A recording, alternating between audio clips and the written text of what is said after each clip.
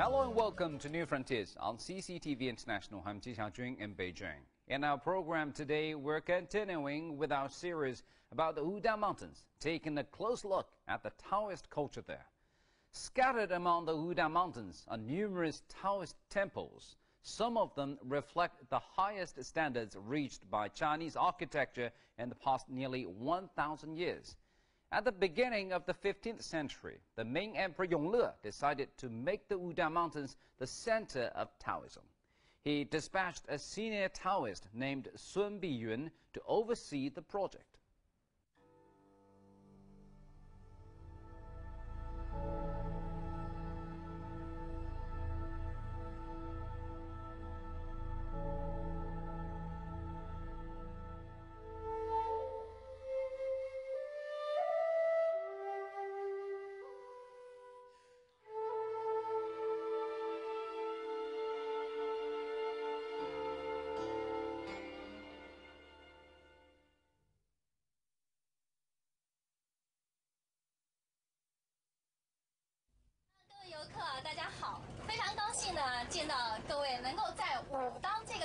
相会，那我首先呢自我介绍一下，我叫胡静，古月胡，安静的静。虽然姓胡啊，但是请大家放心，我不会胡乱搞的。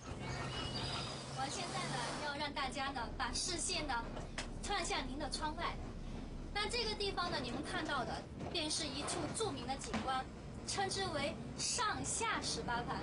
其实咱们说到这个名称的时候，大家觉得很奇怪，这么绕口啊。不过一般来说到山路18弯，但是这个地方呢，它是有它非常动听的一段故事。刚才咱们There is a Taoist story that tells how after the Crown Prince of the Kingdom of Yongle arrived at Mount Wudang, his mother came looking for him. On a zigzagging mountain trail, she called out her son's name 18 times and walked down 18 steps. Her son responded by shouting back 18 times and walking up 18 steps. When Sun Biyun found the section of the mountain trail, he named it Up and Down 18 Turn Path. Legend has it that the Empress caught up with the Crown Prince and took hold of the hem of his robe. The Crown Prince, however, drew his sword and cut off the piece of the hem his mother was holding. The cut of the sword split the mountain in two, and a river appeared in the valley between. The Empress was left on the other side of the river. Sun Biyun named the river referred to in the story Sword River.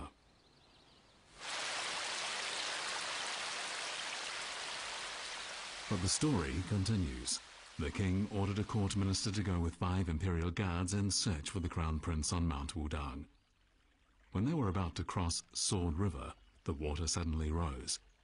They made 9 attempts to cross, but failed each time. This point on the river was given the name 9 Crossings Ravine. We are told in the story that the Empress was so hurt by her son's cruel behavior that she cried bitterly and her tears flowed like a gushing spring.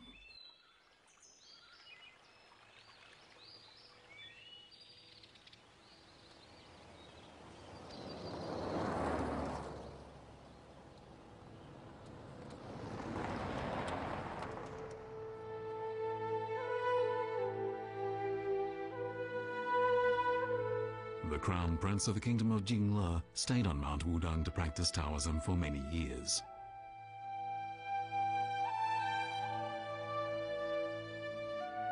Sun Biyun felt released from his tension.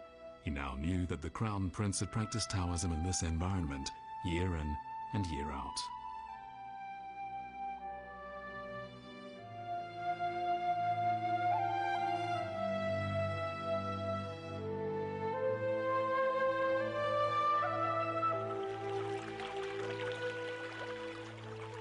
On one occasion in his long years of self-cultivation and study on the mountain, the Crown Prince thought of giving up, but the gods spurred him on. He walked past Fujian Bridge with firm steps back to Crown Prince Slope, and he continued with his studies. This is why Crown Prince Slope is also called Fujian Temple.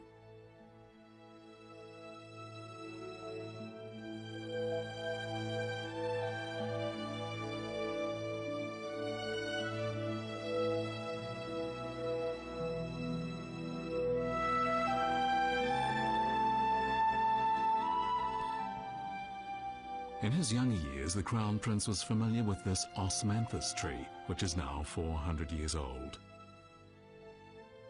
After many years of hard work, the Crown Prince finally found enlightenment. Over the past several hundred years, the hall where the Crown Prince read Taoist classics long ago has inspired Taoist devotees to persevere and young people to achieve success through hard learning. In the early autumn of the year 1412, Sun Biyun built an imperial Taoist temple that blended the Crown Prince's practice of Taoism with the natural scenery of Mount Wudang. From his experience of living in the imperial palace over many years, however, he knew very well that what he had achieved was far from enough. The true purpose of Emperor Yongle was to turn Mount Wudang into a symbol of the supreme power of the emperor. Whenever Taoists practice martial arts here, their martial spirit seems to pierce through the undulating temple wall and produce a mysterious sound. People say that the temple wall produces the same acoustic effect as the echo wall in the Temple of Heaven in Beijing. The wall has a special name. It is known as Nine Bends Wall of the Yellow River. 一走到那个九曲黄河墙啊，你说天地都净化了。 就是有这么一个圣地在这个上面，你就一心一意、恭恭敬敬从这里面走，心无旁骛，你旁边看不见别的任何东西，两片墙而已。这个墙也走得弯弯延延，很曲折。我觉得那个神奇啊，是出乎我一个搞建筑的人所能最富于想象的建筑师，那设计都未必设计出那个东西来。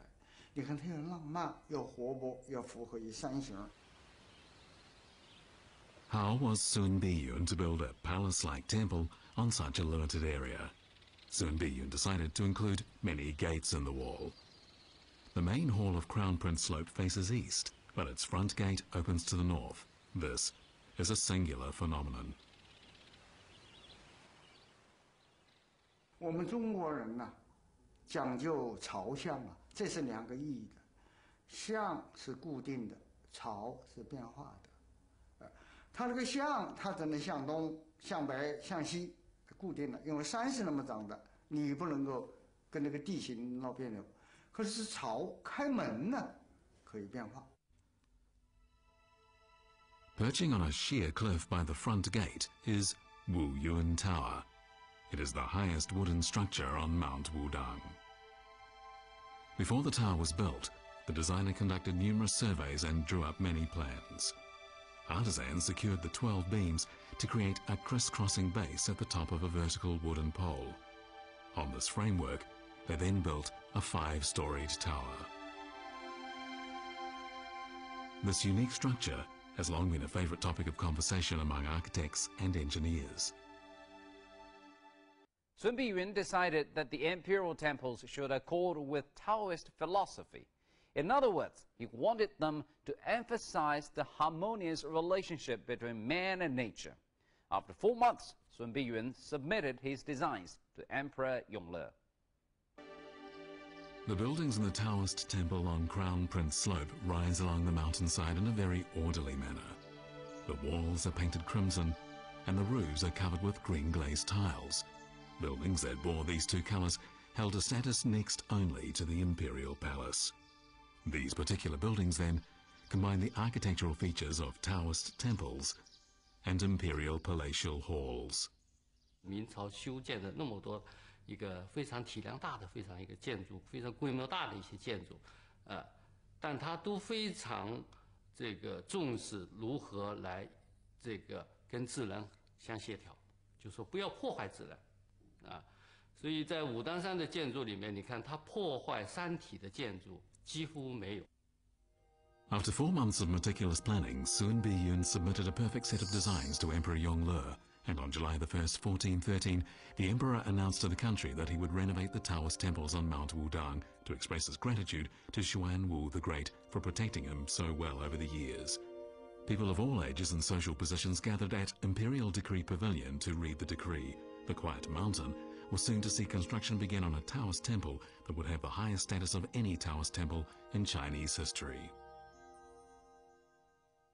永乐10年这道圣旨里边啊，保存了相当的一些口语色彩的东西，跟元代那个白话文啊非常相似。因为毕竟呢，这个黄榜亭呢是立在了这个武当山，所以这样的话呢，我想工匠们看到它的机会啊，是比较多的。因为一些词啊，就是说你们好好干，干完之后呢，就让你们很快的回家。这个显然呢，这些词藻呢，都是针对民工来说的。 But this was a promise without any limitation on the amount of time the workers would be required. About 300,000 workers gathered on Mount Wudang to carry out the gigantic project. They carried bricks and wood along gullies, across streams and up the sheer mountainside, built the roof framework with pillars and beams, chiseled out paths in the rocks, and smelted iron and copper. None of the workers' names appear in any historical records, despite the fact that they worked on the project for 12 years.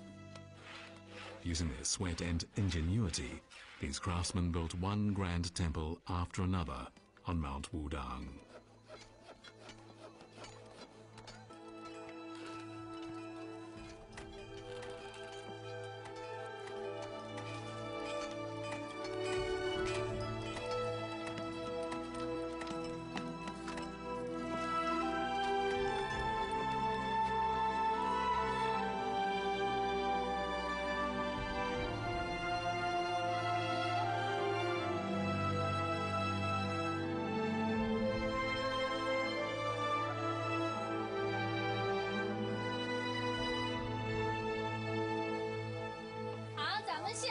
这条游步道呢是通往南岩宫的一条游步道。